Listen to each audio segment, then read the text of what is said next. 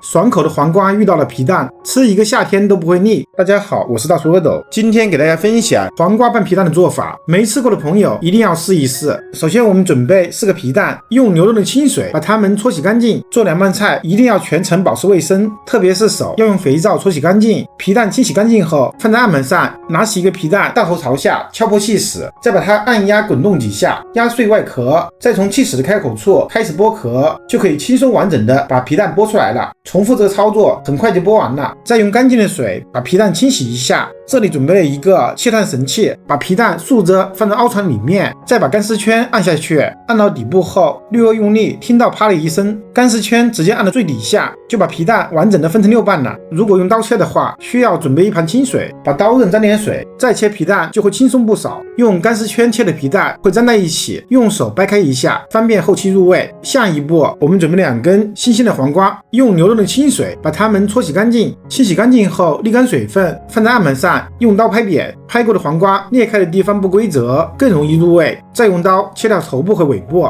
再把拍碎的黄瓜改刀切成小段。如果不想拍黄瓜的时候汁水乱溅，我们先用保鲜膜包裹住黄瓜的身体，再拍黄瓜就可以了。然后去掉保鲜膜，再用刀切掉头部和尾部，还是把拍碎的黄瓜改刀切成小段。下一步，把拍好的黄瓜放入一个大盘里面，大约500克，朝盘中加入盐3克，加入白糖6克。接着我们用清洗干净的双手把它们翻拌均匀，让盐和白糖完全融化，可以形成高浓度的溶液，从而利用渗透压一起杀出黄瓜内部的水分。如果只加盐腌制的话，盐的用量会比较大，腌出的黄瓜特别咸，容易发苦。充分抓匀后放在一旁腌制至少15分钟的时间。配菜方面，提前用冷水泡发一些黑木耳，再准备适量的花生米即可。下面开始制作凉拌汁，根据个人吃辣程度，准备适量的清洗干净的小米辣，用刀切掉根部后改刀切成圈，全部切好后把小米辣放入个大盘里面。既然是凉拌菜，蒜末必不可少。准备几个清洗干净的去皮大蒜，先用刀把根部黑色的部分切掉一点，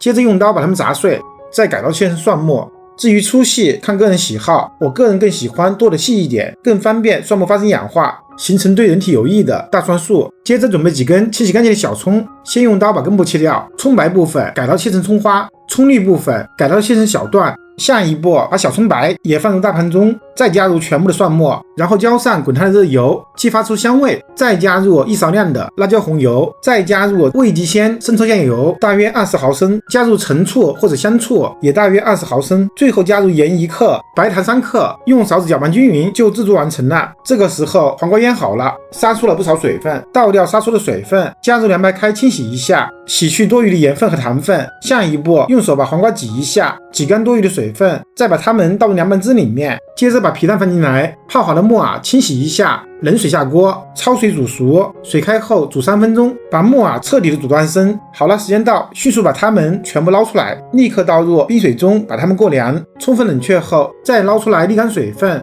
也倒入大盘里面，最后放入全部的葱段，用手把调味品抓拌均匀，冷藏15分钟，味道更佳，就可以装盘了。最后在表面均匀的撒上花生米，一道下酒下饭超好吃的黄瓜拌皮蛋就完成了。我是大叔阿斗，感谢您的观看。如果您也喜欢我的视频，请您关注、点赞、收藏、转发给更多的人。